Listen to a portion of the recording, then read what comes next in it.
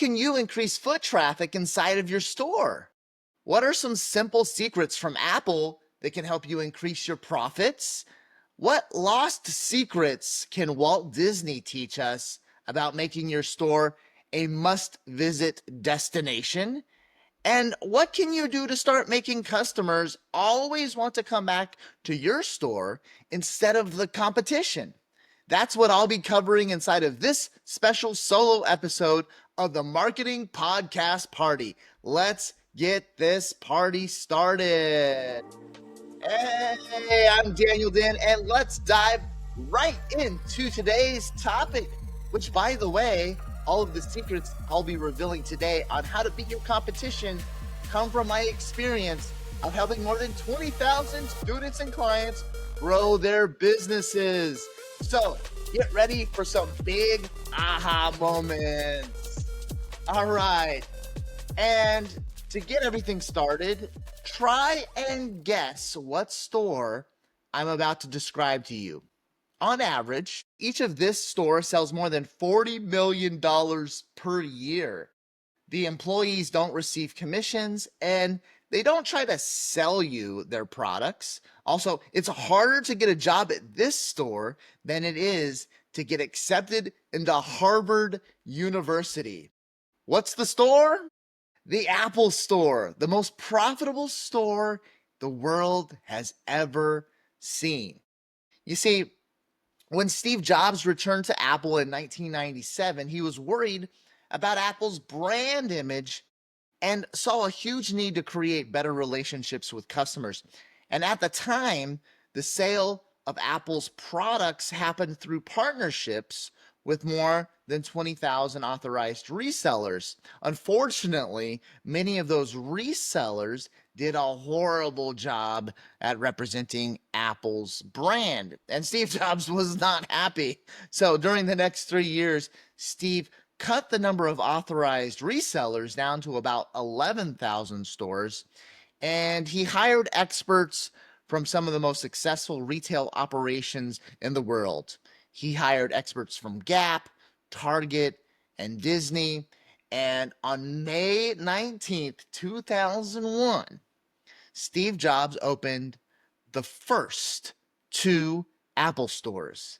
And during the first 2 days, those stores sold $599,000, which is more sales than most stores sell in an entire year. And today, the Apple Store sells more per square foot than any other store in the world, beating famous stores like Tiffany & Co., Lululemon, Coach, and Best Buy. And combined, the Apple stores sell more than $16 billion per year. But what's the secret? Why do people like buying from the Apple store so much when they could buy online or buy through authorized resellers that frequently offer lower prices?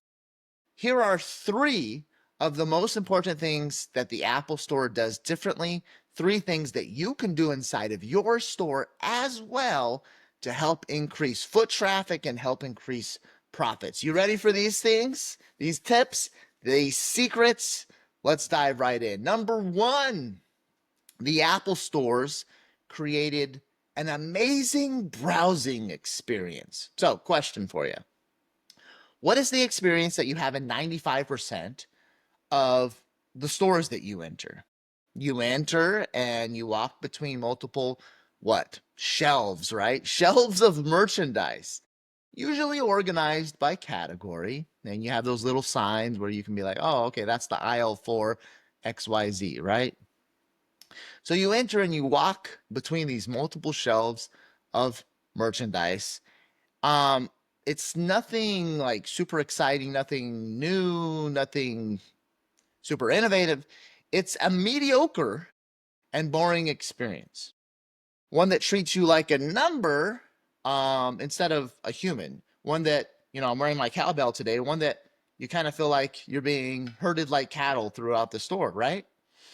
And we are supposed to walk into the store, find what we need, and then be herded into the lines like cattle, and then proceed to the checkout line and then we're supposed to leave the store. Go as cattle entering into the rest of the getting back into our cars and driving home. Okay, herded off. All right, herded in, sorted through the lines, and herded back out. Just like cattle. That's why I'm wearing my cowboy gear today, in order to emphasize the point of what most stores do incorrectly, right? And so the question is, does Apple do that? Now, they don't. And there's a small handful of stores on planet Earth that have realized that that traditional way of treating us like cattle inside of a store is horrible. It's a bad experience. So about 5% of the stores that we enter here on planet Earth, they do things in a different and in a very much more enjoyable way. They offer experiences like you see at the Apple Store. And as a result, they almost always sell more and much, much more. So at the Apple Store, as you know, we're not herded like cattle through the Apple Store, right? What's the difference? What happens when we enter inside of an Apple Store? Well, instead of shelves full of products, you find beautiful wooden tables where you can test out all of Apple's products before buying. And instead of hundreds of choices, each table has only 2 or 3 amazing products. Everything is simple, everything is clean, and everything is fun. Okay? So that's the first big thing Apple does. But there's more. There's much more that we can learn from and gain this inspiration from, so that we can sell more inside of our stores. So number 2 is that the Apple stores created not only a great experience browsing, but they also created a great checkout experience. So what's worse than having to walk through multiple aisles of products to find what you need? It's, of course, having to wait in line forever to pay for them, being herded like cattle, right? So think about it. You chose your products, you have money in your hand, and you're ready to pay, and then you also have to wait in line to pay? Sometimes as long as 10 minutes or more. How frustrating is that? So, knowing that checkout lines are a bottleneck and that they can ruin the buying experience. It's not fun to have to stand in line, right? You're already going to part with your money, and now I have to stand in line to part with my money. Not fun. So to fix this, the Apple Store did what? And now multiple other stores as well. What they did is they eliminated the checkout line. How? How did they do that? Well, you simply check out with the employee who is helping you. It's a more simple and efficient checkout experience that is 10 times better for the customers. Just they pull out their little point of sale device and you swipe your card, and right there was no need to stand in line. They're already helping you out. They're grabbing your product, and wow, all taken care of. Amazing, simple, smart. Very few stores do it. The ones that do it, they are miles ahead of the competition. Okay, but what else does Apple do? Number 3, the Apple stores also followed Walt Disney's advice for great customer experiences. So, when Walt Disney created Disneyland, he did things differently. And he discovered that you always needed to keep 2 areas of your business separate. They are what Walt Disney called on-stage and backstage areas of the business. So imagine that the Disney and Disneyland or Disney World that you know is just not like Disney. So suspend reality for a minute. Pretend like it's not the Disney that we know, okay? It's just a random place. And imagine that you are walking with your children inside this lame version of Disneyland or Disney World, and you find what would be like a Mickey Mouse character. Okay, so imagine a really bad theme park, and you find the like really bad version of what you would consider a Mickey Mouse. Okay, so you're inside this theme park though, and you're there to have fun. So the family's still excited, right? They're not like, this is so lame. Like at first, they're like excited to be there. So everyone is excited also with this character. They see this character, so they're excited to take some pictures. But then you walk. Imagine in this lame version of Disneyland that you walk for just a minute, and what do you find? Just like after 1 minute, 60 seconds. Imagine that you find a different Mickey Mouse wearing a differently themed costume. And then a few minutes later, imagine this. So like 3 minutes later, so you saw one, then you saw a second one, and then 3 minutes later, you see another Mickey Mouse once again in a different costume. And at this time, your children, like they're like, what's going on? Like mom and dad, like what is going on? And so your kids are like confused because they saw three different Mickey Mouses within a 5 minute period. But you think fast because you're a smart parent. You're like, hey, don't worry. You know, Mickey Mouse, he has superpowers. He can do that. Don't worry, kids. It's magic. It's magic. So you're like, oh, I dodged that bullet with the magic explanation. You explain that he has powers and that he can change his clothes super fast and arrive at different corners of the park faster than you can walk. And the kids are like, oh, okay, magic. That makes sense, right? All right, we're cool. But then imagine this. At this lame version of Disney, imagine this, that you pass by an area where an employee is taking a break. And there you see that one of the multiple Mickeys took off his head and is smoking a cigarette. Your kids see this, basically a headless Mickey Mouse, and they are even more confused, and then they start to cry. Now, we can return back to reality. We know that that's not what Disney is right? We know that it's not like that. Thank goodness Disneyland isn't actually like that, right? But why does that never happen? By the way, quick side note, my two daughters, they experienced nearly the same thing happen to them with an unlicensed Minnie Mouse character working for tips on the Las Vegas Strip. So they were very confused and somewhat terrified to see Minnie walking around with her head off. Okay. Because those unlicensed, Mickey Mouse, Minnie Mouse, whatever characters on the Las Vegas Strip, they're not Disney employees. They don't have to follow the Disney rules. And so if they want to take off their head and just walk around, then they do so. Confusing the heck out of people and making little kids confused and sometimes cry. All right. Now, of course, if you go to Disneyland today, you and your children would never go through the experiences that I just described on the Las Vegas Strip for my daughters or with that fake version of Disneyland that I explained, because Disney always makes sure to separate on stage from the backstage areas of the business.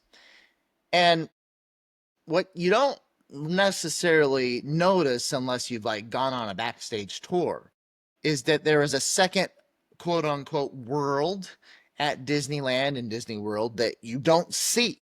And in that area of the backstage, it is possible in the backstage area, like the hidden areas of the park, it is possible if you were hanging out back there to see Mickey or Donald or Goofy taking a break with portions of their costumes removed.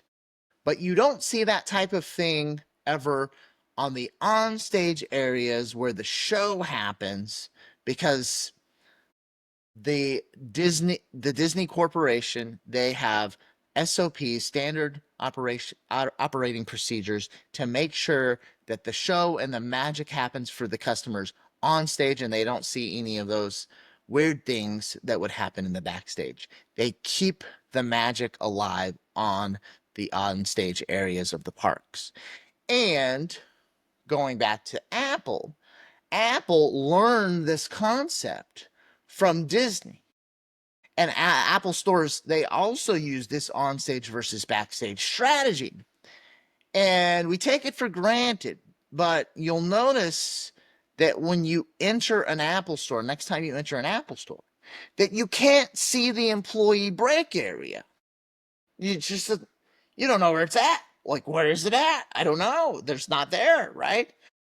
You know that Apple's selling tons of products every day, but you don't see hundreds of boxes of stacked products.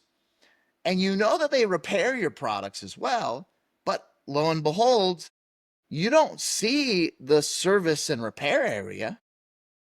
And I don't even know how big their backstage is, but knowing that they sell a lot of product every day, and that, they go back to somewhere and they snag the products, and that they also have a service and repair area.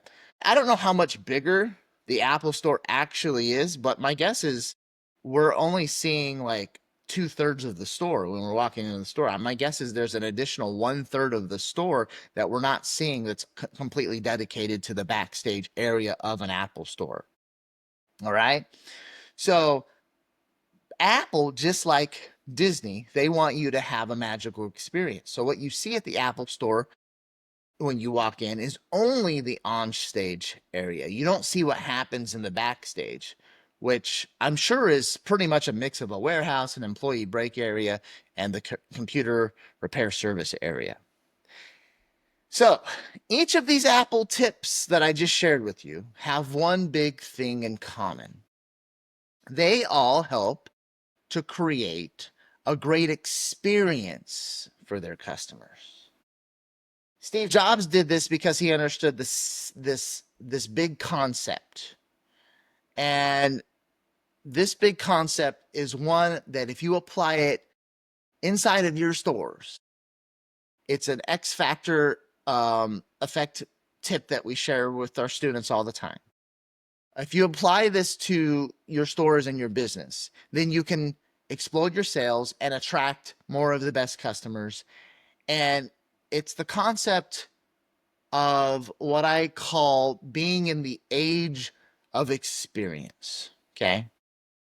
If we apply this concept that we are in the age of experience to our stores, then it can dramatically increase profits and foot traffic inside of our business. So, the age of experience. What are you talking about, Daniel? What is this age of experience? How did we arrive at the age of experience? The age of experience has entered into all of our lives as a consequence of the commoditization that has occurred in multiple industries since the Industrial Revolution. So, the Industrial Revolution, we're thankful for it because it has made all of our lives richer while giving us access to amazing products at lower prices. For example, in the Middle Ages, many people owned only one shirt. And it has been estimated that that one shirt would cost individuals as much as $3,500 in today's dollars because of the high cost to produce them during the Middle Ages. So compare that to today. Today, a good quality shirt will cost you, around $35, right? A really good quality t-shirt, right? 35 bucks. Making it so that at retail, you could buy 100 shirts with your $3,500 instead of just one, like back in the Middle Ages. And because you don't need 100 shirts, some of us own at least own 100 shirts. I'm always surprised when I count the number of shirts I own. But we don't need 100 shirts, right? And since you don't need 100 shirts, you might set a budget each year to only buy a few shirts to add to your wardrobe.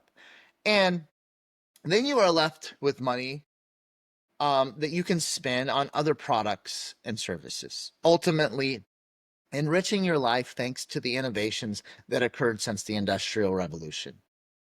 So, because of the commoditization of so many products and services, you are able to buy more. And as a massive consequence of this commoditization, is that we have enough stuff, we have enough of what we need. And so a lot of us, we spend a big portion of our disposable income on experiences. And when you understand this simple fact, it opens you up to a massive opportunity, the opportunity to sell more by joining customers in the age of experience. So, in the age of experience, people are tired of just buying stuff. We all have enough stuff because manufacturing has overall lowered the cost of goods. So, to take advantage of this fact, the more you can add experiences to the sale of your products and services inside of your stores, the more you will sell. More experience inside the stores equals more sales overall. Simply said, your customers will love you and spend more with you when you provide them with great experiences. In the age of experience, people don't just want your products or services. They want to feel something. They want excitement, adventure, and great memories. And when you work to provide your customers with the best experiences, then they will come back for more. So, how can you join your customers in the age of experience? The easiest way, that I teach a lot of ways to add experience, but I'm going to share just one of the biggest, easiest ways. I believe the easiest way is to stop selling just a product or service. Okay. Rethink what you are actually selling. For example, the luxury candle industry doesn't sell candles. They sell a relaxing moment soaking in the tub or a romantic dinner with your spouse. Okay. They sell the experience that comes with the product. Are you seeing what I'm laying down? All right. The best car brands. Do they sell cars? Nah. The best car brands don't just sell a car. They sell what? They sell the lifestyle that comes along with owning that car brand, right? They sell a lifestyle. The best insurance companies and agents, they don't just sell you insurance. What do they sell? What are they really selling? What does insurance really sell? They're selling peace of mind. Okay, I see. Now, you too can figure out what you really sell in order to increase sales, charge more, and provide your customers with those amazing experiences. And you can do this by brainstorming the biggest customer benefits that you offer through your products and services and thinking about what your customers really want when they buy. Then you can craft the entire experience that customers have with your brand so that they love the way you make them feel and so that they want to come back for more. All right. And that, my friends, wraps up the big secrets for today. When you can crack the code to selling what your customers really want when they come to buy from you, and when you can crack the code to creating an amazing experience for your customers, like Apple and like Disney does, you win and your competition loses. So get out there and crush it with these tips. Grow those profits inside of your store by joining the age of experience. And with that, all right, thank you for joining us in this episode of the Marketing Podcast Party. Please share this episode with your friends, family, and business partners. Also, remember that the party continues with your free copy of the Ideas That Influence book and interactive box experience. I wrote the book and created the box experience to help you with even more wildly successful marketing ideas. Head on over to bigideasbox.com to grab your copy. You'll get your copy for free. By the way, this is a perfect example of the age of experience. It's completely experiential. You're going to absolutely love it. You get the entire box and experience in the book for free. You just pay shipping and handling. Once again, that's bigideasbox.com for your free plus shipping copy of Ideas That Influence. I'm Daniel Den. This is the Marketing Podcast Party, and I'll see you in the next episode.